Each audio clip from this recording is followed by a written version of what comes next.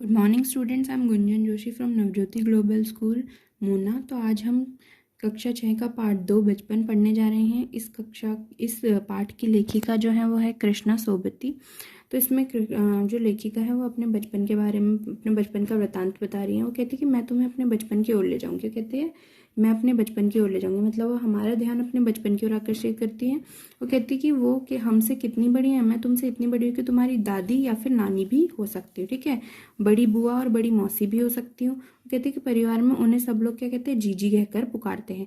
हाँ, इन दिनों में कुछ बड़ा बड़ा और सयाना महसूस करती हूँ। सयाना अर्थात मतलब वो अब अपने आप को सयाना, अब क्योंकि उनकी उम्र बढ़ गई है तो वो अपने आप को क्या करती है, सयाना भी महसूस करती हैं। शायद इसलिए कि पिछली शताब्दी मतलब पिछले 100 सालों के टाइम में वो पैदा हुई थी। मेरे पहनने ओढ़ने मतलब उनका पहनावा भी काफ़ी बदलाव आ गया है।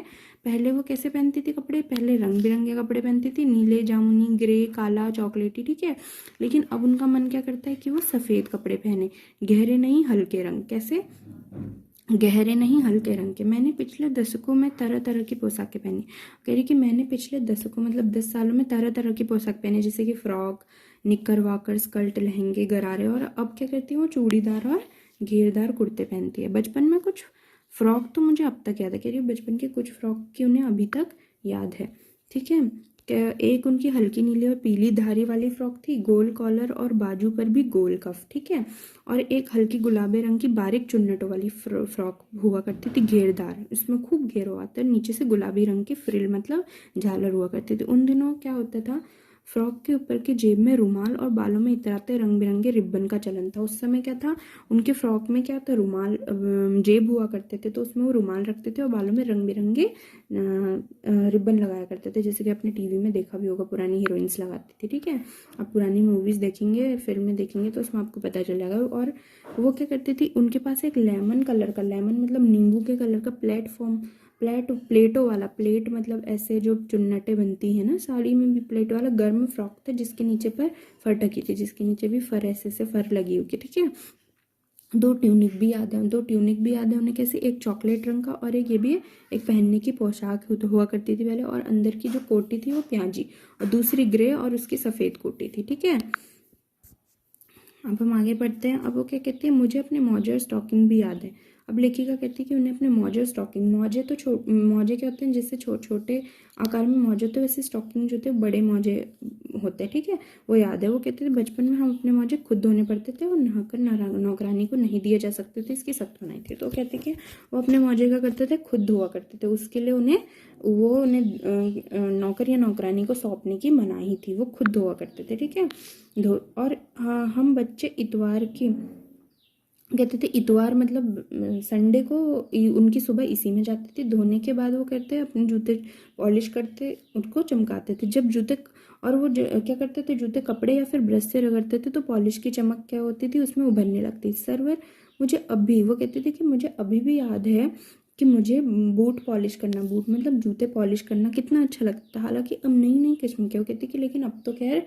क्या हो गए हैं, नई नई किस्म के, नई नई तरह के शू मतलब जूते आ गए हैं। कहना होगा कि पहले से, कहती थी कि हाँ, और ये पहले से ज़्यादा आरामदायक भी है, आरामदेह मतलब आराम देने वाले हैं हमें। वो कहते थे हमें जब नए जूते उस समय मिलते थे तो उसके साथ छालों का इलाज शुरू हो जाता, मतलब पहले के जो जूते होते थे वो इतने आरामदायी नहीं हुआ करते थे। ठीक है, वो कहते जब कभी भी लंबी सैर पर वो निकलते थे तो अपने पास क्या रखते थे, रुई जरूर रखते थे, ताकि जूता अगर उनके पैर में लगे तो वो रुई से क्या करे, जो रुई जो मौजों के अंदर रख ले। हाँ, हमारे तुम्हारे बचपन में तो काफ़ी फ़र्क है। वो बोलती कि हाँ, मुझे पता है कि हमारे और तुम्हारे बचपन में तो काफ़ी फ़र्क आ चुका है। ठीक है, वो कहते थे हर शनिचर को हमें ऑलिव ऑयल, वो कहते थे हर शनिवार को क्या करते थे वो, ऑलिव ऑयल, जैतून, ऑलिव मतलब जैतून का जो है, क्या करती थी वो, जैतून का तेल पिया करती थी, जैतून। ठीक है, ऑलिव ऑयल मतलब जैतून, और जो कैस्टर ऑयल है, कैस्टर ऑयल मतलब अरंडी, इसका क्या पकड़ते थे, वो तेल पिया करते थे। रुक जाइए, और जैतून और किसका, जैतून और किसका बोला मैंने आपसे, अरंडी। ठीक है, ठीक है, अरंडी का तेल पिया करते थे, ठीक है, हर शनिवार को। और यह उनको बहुत ही मुश्किल काम मालूम होता था, मतलब उन्हें ये काम बहुत मुश्किल लगता था। शनिचर को सुबह से ही नाक में इसकी गंध आने लगती है, कहते थे शनिवार को हर सुबह से इसकी क्या करते थे, नाक में हमें खुशबू मतलब गंध आने लगती थी। छोटी शीशे की गिलास, कहते छोटे शीशा का गिलास हुआ करता था, उसमें क्या करती थी वो उसमें वो क्या करते थे, छोटे शीशे का जिसमें निशान हुआ करता था। छोटे शीशे के ग्लास में होता है ना 50 ml या फिर 100 ml ऐसे करके लगे रहता है, तो उसमें निशान पड़े रहते थे। उन्हें देखते देखते ही मितली होने लगती, उनका मन मचलने सा लगता था उसे देखकर, ठीक है। मुझे आज भी लगता है कि वो कहती कि मुझे अब भी लगता है कि अगर हम वो नहीं भी पीते तो शनिवारी दवा मतलब वो अगर वो उस समय जैसे देखिए आज भी होता है ना कि तुम ये करोगे तो ऐसा नहीं होगा, इस मंगलवार को बाल नहीं धोने चाहिए कहते हैं, रविवार और क्या कहते हैं बृहस्पतिवार को बाल नहीं धोने चाहिए, साबुन से नहीं नहाना चाहिए, ये सब कुछ मान्यताएं थी। तो उस समय भी ऐसी कुछ मान्यता हुआ करती होगी। तो कहते हैं कि अगर हम वह शनिवारी दवा अगर हम शनिवार को ना भी पीते तो कुछ ज़्यादा बिगड़ता नहीं, ठीक है, सेहत ठीक ही रहती। तो मैं बताऊंगी कि हमारे समय और तुम्हारे समय में कितनी दूरी हो चुकी है। दूरी हो चुकी है इससे उनका मतलब है कि उनके और हमारे समय में काफ़ी बदलाव आ चुके हैं, यहाँ तक कि बचपन की दिलचस्पियाँ बचपन की रुचियाँ भी क्या हो गई हैं, बदल गई हैं, ठीक है। तो अब लेखिका क्या कहती है, याद रहे उन दिनों कुछ घरों में वो कहती है कि हमें याद है कि उन दिनों में क्या थे, ग्रामोफोन हुआ करते थे। ग्रामोफोन कुछ ऐसे होता था, ऐसे कुछ ऊपर से खुला खुला सा रहता था और ये नीचे से उसके एक बॉक्स टाइप का होता था। तो ये यहाँ पे टेलीफोन टाइप का ऐसा कुछ बना होता था, ठीक है। तो आप देख लीजिएगा ग्रामोफोन की पिक्चर इंटरनेट पे। तो ऐसे हुआ करता था, रेडियो और टेलीविज़न उस समय नहीं थे, ठीक है, ग्रामोफोन हुआ करते थे। हम बचपन की कुल्फ़ी कहते कि हमारे बचपन की कुल्फ़ी तो अब आइसक्रीम हो चुकी है और कचौड़ी समोसा को अब पेटीज़ बोलते हैं, उसमें आलू भरे रहते थे ना। तो वो कहती है सहतूत और फालसे और खसखस के शरबत को कोक पेप्सी में। सहतूत और फालसे ये फल हैं, खसखस एक ड्राई, तो इनके जो वो हैं ड्राई फ्रूट हैं, तो इनके शरबत को अब क्या कहते हैं, कोक और पेप्सी कहते हैं, ठीक है। अब वो कोक पेप्सी बदल गया, उन दिनों कोक नहीं कहते। उस समय हमारे क्या था, टाइम पे क्या था, हमारे समय में कोक नहीं थी, क्या थी, लेमनेड नींबू पानी और विम्टो। विम्टो भी एक सॉफ्ट ड्रिंक है, वो मिलती थी, ठीक है। शिमला और नई दिल्ली में बड़े हुए बच्चों को विंगर्स, वो कहते थे कि शिमला, वो कहते हैं कि क्या शिमला और नई दिल्ली में बड़े हुए बच्चों को विंगर्स और डेविको रेस्टोरेंट जो है, ये दो रेस्टोरेंट हैं, उनकी क्या चॉकलेट और पेस्ट्री मज़ा देने वाली होती, मतलब खूब अच्छी लगती थी, ठीक है। हम भाई बहनों की ड्यूटी, वो कहते कि उनकी और उनके जो भाई बहन थे उनकी ड्यूटी लगती थी कि वो शिमला मॉल से क्या करें, ब्राउन ब्रेड लाने की उनकी ड्यूटी लगती थी। हमारे घर मॉल से ज़्यादा दूर नहीं थे, वो कहते हमारा घर मॉल से ज़्यादा दूरी पे नहीं था, पास ही था। एक छोटी सी चढ़ाई और गिरजा मैदान पहुँच जाते, कहते थोड़ी सी चढ़ाई थी और गिरजा मैदान, वहाँ पे एक जगह उनके घर के पास, वहाँ पहुँच जाते थे। और वहाँ से उतरते ही एक उतराई, मतलब बस वहाँ से उन्हें थोड़ा सा उतरना होता था और वो मॉल पर पहुँच जाते। कन्फेक्शनरी काउंटर पर तरह तरह की पेस्ट्री और चॉकलेट की खुशबू मन भावनी होती। तो कन्फेक्शनरी काउंटर मतलब जहाँ पे पेस्ट्रीज चॉकलेट्स वगैरह मिलती है ना, वो कन्फेक्शनरी काउंटर, वहाँ पे तरह तरह की पेस्ट्री और चॉकलेट की खुशबू मन भाविनी मतलब मन को भाने वाली खुशबू आती थी, ठीक है। अब क्या कहते हैं, लेखिका क्या कहते हैं, हम हफ्ते में एक बार चॉकलेट खरीदने की छूट थे, कहते हैं कि हमें हफ्ते में एक बार, एक दिन 7 दिनों में एक दिन में चॉकलेट खरीदने की छूट रहती थी। सबसे ज़्यादा वो कहती थी कि मेरे पास ही चॉकलेट टॉफ़ी का स्टॉक मतलब कि बहुत काफ़ी बड़ी मात्रा में वो रखती थी चॉकलेट। और ये ठीक है, मैं चॉकलेट लेकर खड़े खड़े कभी नहीं खाती, कहती कि मैं चॉकलेट कभी भी खड़े खड़े नहीं खाती थी। घर लौटकर साइड बोर्ड मतलब जैसे टेबल है उसके नीचे से कुछ रखने के लिए काउंटर जैसे हुआ करते होंगे, तो वहाँ पे वो चॉकलेट रखती थी, ठीक है। और रात को खाने के बाद वो चॉकलेट बिस्तर पर लेटे हुए मज़े से खाती थी। शिमला के काफ़ल, कहते कि उनको शिमला के काफ़ल भी बहुत याद आते हैं। कैसे होते हैं, खट्टे मीठे और कुछ एकदम लाल और कुछ गुलाबी, ठीक है। और रसभरी कसमल भी उन्हें याद है, सोचकर ही मुंह में पानी भरा है, वो कहते इसके बारे में सोचकर ही मुंह में पानी आ जाता है। चेस्टनट और गजब की चीज़ थी, वो कहते चेस्टनट जो थे वो तो और भी ज़्यादा स्वादिष्ट होते थे। उनको जब चेस्टनट क्या होते हैं, भूरे भूरे कलर के होते हैं, ठीक है। इसको जब आप उसके छिलके भूरे भूरे कलर के होते हैं वो, और जब उसको क्या करते हैं छिलकर आग में भूनकर उसको खाया जाता है, ठीक है, चेस्टनट को, ठीक है। तो वो खाते थे। चना जोर गरम और अनारदाने का चूर्ण, वो कहती थी चना जोर गरम और अनारदाने का चूर्ण भी उस समय चलता था। चना जोर गरम तो आज भी चलता है, हम देखते हैं हल्दीराम्स चना जोर गरम कर कैसे आती है नमकीन, ठीक है। उसकी पुड़िया तब भी थी और वो तो अभी भी नज़र आती है, देखिए लेखिका ने बोला भी कि वो अभी भी मिलती है, ठीक है। और वो क्या करते थे, पुराने कागज़ों से उस पुड़िया में नीरा हाथ का कमाल था। नीरा मतलब कि फटाफट, जो फुर्तीले हाथ होते, फुर्ती बने से वो ये पुड़िया बना करती थी, ठीक है। नीचे से कैसी होती थी वो, तिरछी, लपेटते हुए ऊपर से इतनी चौड़ी कि उसे आसानी से हथेली पर पहुंच जाए। कहते हैं नीचे से तिरछी सी और ऊपर कैसे चौड़ी टाइप की, ऐसे कोन टाइप का होता थी, ठीक है।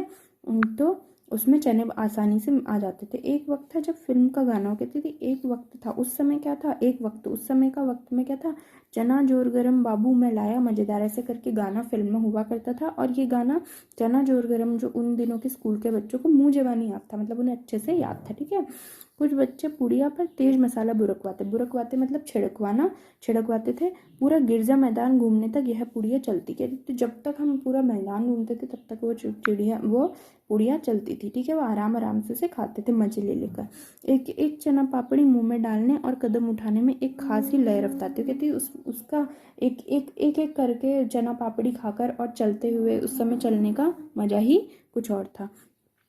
छुटपन में हमने शिमला रिज पर बहुत मजे किए, घोड़े की सवारी की है शिमला पर, हर बच्चों को कभी ना कभी यह मौका मिला है शिमला के।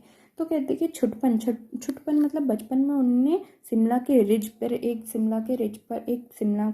जगह है, वहाँ पे घोड़े की उनने सवारी की है और उसके वहाँ के हर बच्चे को यह मौका मिला ही है, ठीक है। अब क्या कहती है, वो कहती है हम जाने क्यों घोड़ों को कुछ कमतर करके समझते थे। वो कहती हैं कि हम पता नहीं घोड़ों को कम क्यों आंकते थे। कमतर मतलब क्या करना, हम कम आंकते थे। ननिहाल मतलब नानी के घर में घोड़े खूब हष्ट पुष्ट, खूब मोटे ताजे और खूबसूरत हुआ करते थे। कहते हैं उनकी बात फिर वो कहती कि उनकी बात कभी और करेंगे। शाम के रंग बिरंगे गुब्बारे, वो कहती है शाम को रंग बिरंगे गुब्बारे और सामने जाखू का पहाड़, जो शिमला में जाखू का पहाड़ है, ऊंचे चर्च, वहाँ पे एक ऊंचा चर्च और चर्च की बजती हुई घंटियाँ दूर दूर तक उनकी गूंज फैल जाती। तो कहती थी इसके संगीत से प्रभु यीशु स्वयं कुछ कहा करते थे। कहती है हमें ऐसा प्रतीत होता था उन्हें जैसे कि जो उसके संगीत, जो बजती हुई घंटियाँ, उसके संगीत से क्या है, प्रभु यीशु खुद कुछ कहना चाह रहे हैं। सामने आकाश पर सूर्यास्त हो रहा है। सूर्यास्त मतलब देखिए, सूर्य उदय क्या होता है, सूर्य ऊपर को जब आता है, मतलब जब राइज होता है सनराइज। सूर्यास्त मतलब वो जब सूर्य नीचे अस्त होता है, ठीक है। तो गुलाबी सुनहरी धारियां नीले आसमान पर फैली रही। आपको पता है सूर्यास्त जब होता है तो कितना सुंदर वातावरण होता है, बिल्कुल आसमान में गुलाबी गुलाबी और प्यारा सा सुनहरा सा वातावरण हो जाता है। दूर दूर पहाड़ों के जो दूर दूर पहाड़ है उसके मुखड़े क्या क्या गहराने मतलब उसमें क्या होता है, अंधेरा छाने लगता है तो नहीं दिखते, ठीक है। अब क्या होता है, और देखते देखते बत्तियां टिमटिमाने लगी। और क्या होता है, जैसे अंधेरा होता जाता है तो सब लोग अपनी घरों की बत्तियां खोल देते, तो ऐसा लगता है कि बत्तियां टिमटिमाने लगती। और रिज पर की रौनक और माल की दुकानों की तो चमक के भी क्या कहने हो। कहते कि रिज पर की रौनक पे अलग ही होती थी और माल की दुकानों में की चमक के भी क्या कहने। फिर वो कहती स्कैंडल पॉइंट की भीड़ से उभरता कोलाहल मतलब शोर। स्कैंडल पॉइंट कहाँ हुआ करता था, शिमला में। उससे वहाँ की भीड़ से जो शोर आता था उसका भी अलग ही मजा था, ठीक है। सर्वर स्कैंडल पॉइंट के ठीक सामने उन दिनों एक दुकान हुआ करती थी। कहती कि वो क्या कहती हैं, यहाँ पे लेखिका क्या कहती है कि जो स्कैंडल पॉइंट एक जगह है, वहाँ कहाँ, शिमला में तो कहती हैं क्या, वहाँ पे क्या होता था, उसके सामने एक दुकान हुआ करती थी जिसके शोरूम में शिमला कालका ट्रेन का मॉडल बना हुआ था, ठीक है। उसमें क्या हुआ था, शिमला कालका ट्रेन जो थी उसका क्या बना हुआ था, एक मॉडल बना हुआ था, ठीक है। सलवर मतलब ताल, ठीक है। तो क्या कहते हैं उसके शिमला कालका ट्रेन, कौन सी ट्रेन, शिमला कालका ट्रेन का मॉडल बना हुआ था, ठीक है। जो सैंडल पॉइंट के ठीक सामने एक दुकान थी, उसके सामने क्या था, उसके शोरूम में क्या था, शोरूम में क्या बना था, शिमला कालका ट्रेन का मॉडल बना हुआ था, उसका नमूना बना हुआ था। उसकी पटरियाँ बनी हुई थी और उसके ऊपर क्या थे, खूब छोटे छोटे डिब्बों वाली ट्रेन, एक और लाल टीन, और एक और क्या था, लाल टीन की छत वाली, लाल टीन की छत वाली क्या था, एक स्टेशन, और उसके सामने क्या था, सिग्नल, जैसे आजकल होता है traffic light, 3 signal, blue red yellow green, ठीक है। वो सिग्नल हुआ करता था, थोड़ी थोड़ी दूर पर सुरंगें बना करती थी जहाँ से ट्रेन फिर निकलती होगी। पिछली सदी में तेज रफ्तार वाली गाड़ी क्या होती थी, वही थी। कभी कभी हवाई जहाज भी कह रही थी वो देखने को मिलते थे। और दिल्ली में जब भी बच्चों से देखते थे तो क्या कहते थे, दिल्ली में जब भी उनकी आवाज़ आती, कहते जब भी हवाई जहाज की आवाज़ आती तो उन्हें देखने के लिए बच्चे बाहर दौड़ा करते थे। और फिर देखते ही एक भारी भरकम पक्षी उड़ा जा रहा है, उस उन्हें क्या लगता था, एक जैसे कि कोई भारी भरकम पक्षी पंख फैलाकर चल रहा है, ये देखो, और वो गायब, और वो इतनी रफ्तार से उड़ता था कि उन्हें ऐसा देखते ही गायब हो जाता था, ओझल हो जाता था उनकी नज़र से, उसकी स्पीड ही इतनी तेज लगती। देखो अब लेखिका ने यहाँ बोला भी है कि उसकी स्पीड क्या थी, उसकी रफ्तार क्या थी, बहुत तेज थी। हाँ, गाड़ी के मॉडल वाली दुकान के साथ एक और ऐसी दुकान है जो मुझे कभी नहीं भूलती। अब क्या कहती है लेखिका कि उन्हें गाड़ी के मॉडल वाली दुकान के साथ एक और दुकान याद है जो वो अभी भी नहीं भूली है। और वह दुकान किसकी थी, यह दुकान थी जहाँ, यहाँ पे लेखिका ने बोला है, यह दुकान कौन सी थी, यह दुकान थी जहाँ मेरा पहला चश्मा बना था, ठीक है। वह आंखों के डॉक्टर कैसे थे, अंग्रेज थे। शुरू शुरू में मैंने चश्मा लगाना बड़ा अटपटा लगा, कह रही उन्हें पहले क्या बहुत अजीब लगता था सब, छोटे बड़े मेरे चेहरे की ओर, कहते छोटे बड़े मतलब बुजुर्ग या फिर बच्चे हों, सब बच्चे से लेकर बुढ़े तक उनकी ओर देखते और कहते आंखों में कुछ तकलीफ है, उनसे पूछते फिर इस उम्र में ऐनक कैसे लग गया, दूध पिया करो, ये सब बोलते। फिर क्या कहते, मैं डॉक्टर साहिब का कहना कहा दोहरा देती, कुछ देर पहनूंगी तो ऐनक उतर जाएगी। वो कहती जैसे डॉक्टर ने उन्हें बोला होगा कि कुछ देर पहनोगी तो तुम्हारी ऐनक उतर जाएगी, तो वैसे ही वो उन लोगों को भी बोलती। वैसे डॉक्टर साहिब ने पूरा आश्वासन दिया था, कह रही वैसे उन्हें डॉक्टर साहिब ने पूरा भरोसा दिलाया था कि चश्मा उतर जाएगा, लेकिन चश्मा तो अब तक नहीं उतरा। लेकिन कह रही कि चश्मा तो मुझे अभी तक नहीं उतरा, बस नंबर कम होता रहा। मैं अपने आप इसकी जिम्मेदार हूँ। कहती कि इसकी जिम्मेदार मैं खुद हूँ। क्यों हूँ, क्योंकि जब आप दिन की रोशनी को छोड़कर रात में टेबल लैंप के सामने काम करोगे तो इसके अलावा और क्या होगा। कहती कि जब दिन की रोशनी में जब हमें नेचुरल लाइट मिलती है, हम तब उसको छोड़कर हम बल्ब लैंप की कम लाइट में पड़ेंगे तो हमारी आंखों पे जोर पड़ेगा, तो हमारी आंखें वीक तो होंगी ही ना।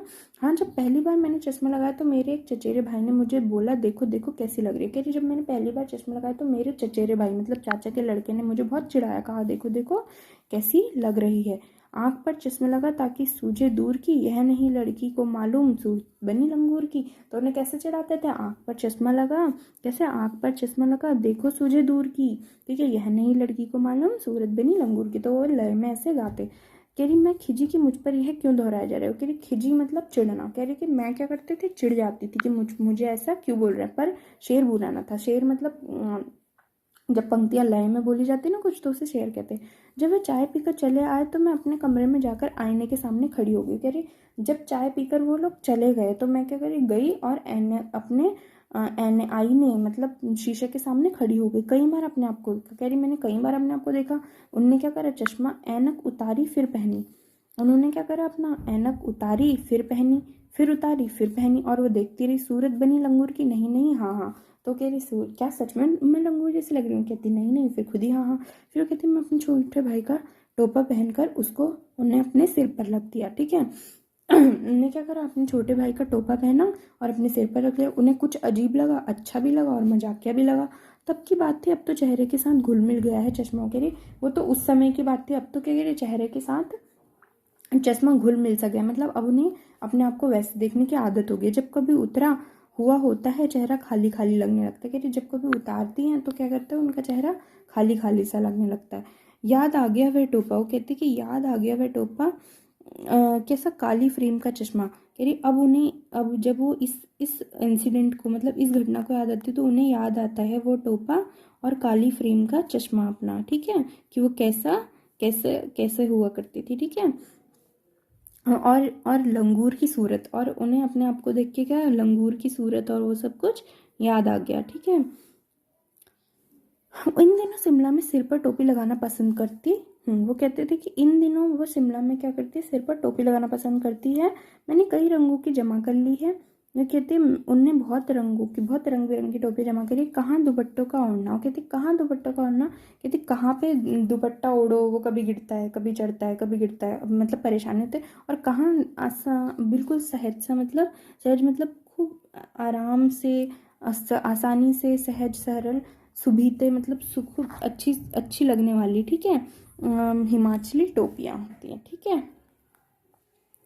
क्यों क्यों बोला है उनने कि कहाँ दुपट्टा और उसको क्यों कंपेयर किया है, क्योंकि वो कह रही हैं कि क्या कहते हैं जो, क्योंकि अब देखो टोपा तो सहजता से एक बार पहन लिया तो फिर वो वैसे ही रहता है, लेकिन चुन्नी सर पे चढ़ी, कभी उतरी कभी चढ़ी, तो इस वजह से वो बोलती कि कहाँ सिर दुपट्टे का ओढ़ना और कहाँ सहज सहल सुबीते, कहाँ सहज सी टोपी, ठीक है, कहाँ आसानी से एक बार पहन लियो फिर वो नहीं उतरती है।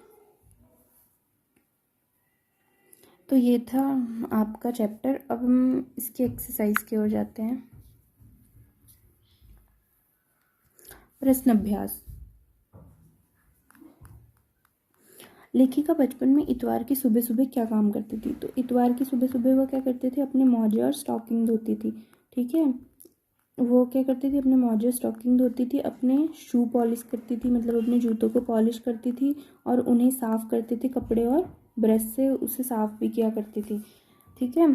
तो वो तो आप क्या लिखेंगे कि लेखिका इतवार को क्या करती थी, सुबह सुबह अपने मोजे और अपनी स्टॉकिंग धोया करती थी। उसके बाद वह क्या करती थी, सुबह सुबह अपने मोजे और स्टॉकिंग धोया करती थी और अपने जूतों में पॉलिश करती थी और क्या करती थी, और उन्हें धोया करती थी, ठीक है।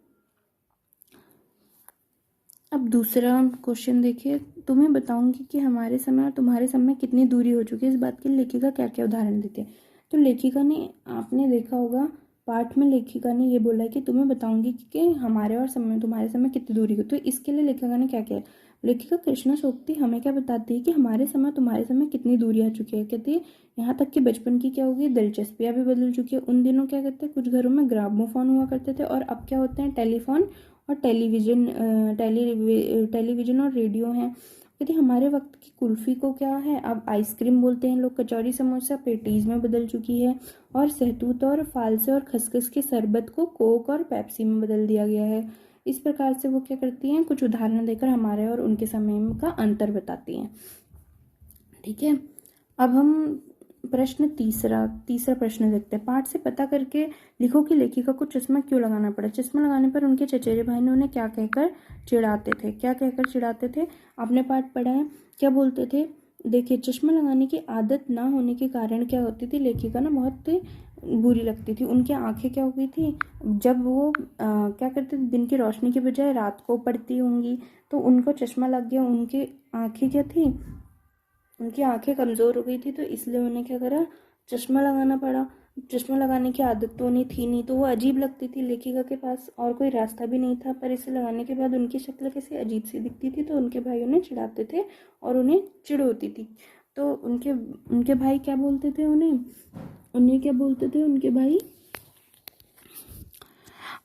क्या बोलते थे, आंख पर चश्मा लगाया ताकि सूझे दूर की यह नहीं लड़की को मालूम कि सूरत बनी लंगूर की, ऐसा कुछ कहकर उन्हें चिढ़ाते थे। आप देखें, या आप पाठ के लास्ट पेज में देखेंगे, उसमें ये लिखा होगा, ठीक है।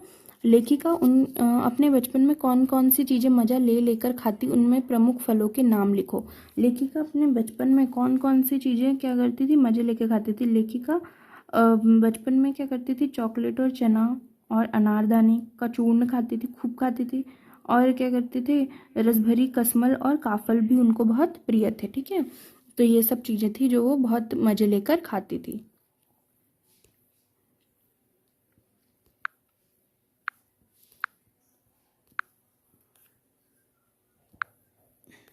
हम नीचे जाते संस्मरण से आगे, ठीक है। लेखिका के बचपन में हवाई जहाज की आवाज़ें, घुड़सवारी, ग्रामोफोन और शोरूम में मिला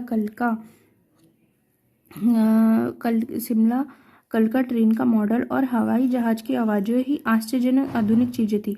आज क्या आधुनिक चीज़ें हैं जो हमें आकर्षित करती है, उनके नाम लिखने हैं। क्या होता है, आजकल मोबाइल है, मेट्रो ट्रेन है, ये चीज़ें हैं, ये चीज़ें ही हम लोगों को आकर्षित ज़्यादा करती हैं। सबसे ज़्यादा मोबाइल। अपने बचपन की कोई मनमोहक घटना याद करके विस्तार में लिखो। आप अपने बचपन की कोई भी घटना जो आपको याद है वो आप लिख सकते हैं, ठीक है।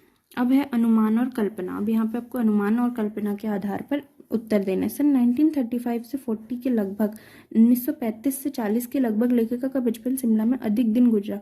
उन दिनों के शिमला के विषय में जानने का प्रयास करो। ये आप देख लेंगे, ठीक है, कि उन दिनों में शिमला में क्या क्या हुआ करता था, कैसा वातावरण था और कौन क्या वहाँ पे प्रसिद्ध चीज़ें हुआ करती थी, ठीक है। उस समय शिमला इतना ज़्यादा विकसित था भी कि नहीं था, नहीं होगा उस समय, तो धीरे धीरे विकास हुआ होगा, ठीक है।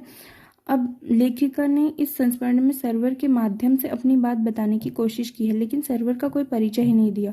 अनुमान लगाओ कि सर्वर कौन हो सकता है। क्या बोल रही है, लेखिका ने सर्वर का नाम लिया है, लेकिन उनने क्या क्या बोला है, लेकिन लेखिका ने इस संस्मरण अपने सर्वर के माध्यम से अपनी बात कहने की कोशिश करी, लेखिका ने उसका परिचय तो नहीं लिया। या अनुमान लगाओ कि सर्वर हो कौन सकता है। ये सर्वर कौन, लेखिका ने 2 बार सर्वर का नाम लिया था, लेकिन सर्वर का नाम लेखिका के ने शायद संकेत के रूप में लिया हो, या इसके अलावा उस व्यक्ति के लिए अन्य संबोधन का प्रयोग नहीं, मतलब उन्हें क्या हो गया, तो संभव हो सकता है कि सर्वर कोई पत्रकार या फिर उनका कोई मित्र रहा हो, ठीक है।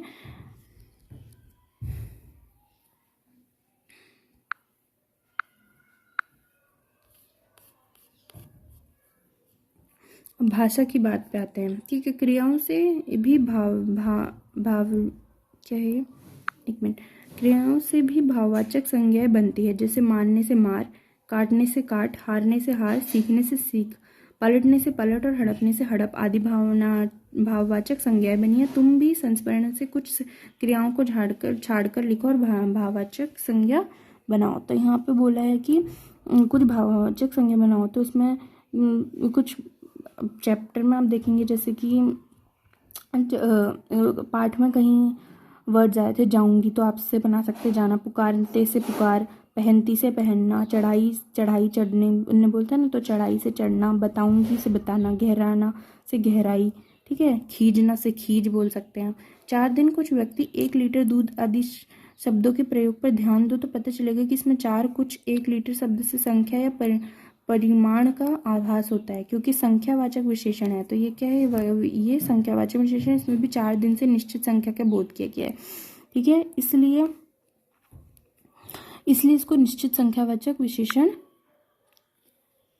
इसलिए इसको निश्चित संख्यावाचक कहते हैं। और कुछ व्यक्ति से अनिश्चित संख्या का बोध होता है, तो इसी प्रकार 1 लीटर दूध से परिणाम का बोध होता है, इसलिए परिमाणवाचक विशेषण कहते हैं। अब तुम नीचे वाक्यों को पढ़ो और इसमें विशेषण के भेदों को लिखो, ठीक है। इसमें भी विशेषण जो विशेषता बताते हैं उसके भेदों को दो, जैसे कि 2 दर्जन है, तो ये निश्चित परिमाणवाचक विशेषण है, ठीक है। कुछ बच्चे जा रहे हैं, तो क्या है, अनिश्चित संख्यावाचक, मुझे 2 दर्जन केले चाहिए, कौ है, 2 दर्जन क्या है, निश्चित परिमाणवाचक, निश्चित संख्यावाचक विशेषण है। 2 किलो अनाज दे दो, तो ये क्या है, 2 किलो, ठीक है।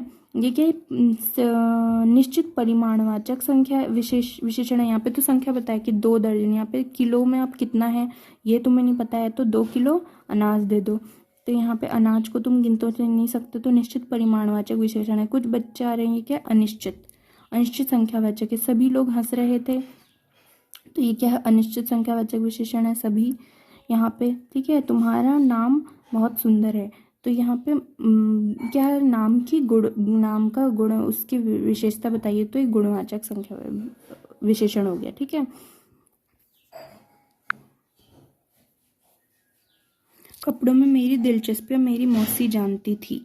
इस वाक्य में रेखांकित सब दिलचस्पी और मौसी संज्ञाओं की विशेषता बता रहे हैं, इसलिए सार्वनामिक विशेषण है। सर्वनाम कभी कभी विशेषण का काम भी करते हैं। पाठ में ऐसे 5 उदाहरण छाट कर लिखो, तो पाठ में से कुछ आपको ऐसे उदाहरण लिखने हैं। हमारे तुम्हारे बचपन में बहुत कुछ फर्क हो चुका है। एक ये था कि हमारे और तुम्हारे, जहाँ मेरा पहला चश्मा बना, ये हो गया, हम बच्चे इतवार की सुबह, ऐसे कुछ हैं, आप देख के लिखेंगे। कुछ करने को, अगर तुम्हें अपनी पोशाक बनाने को कहा जाए तो कैसी पोशाक बनाओगे, और पोशाक के समय बनाते समय किन बातों का ध्यान रखोगे, अपनी कल्पना से पोशाक डिजाइन करो, ये आपका काम है, कल्पना से करना है।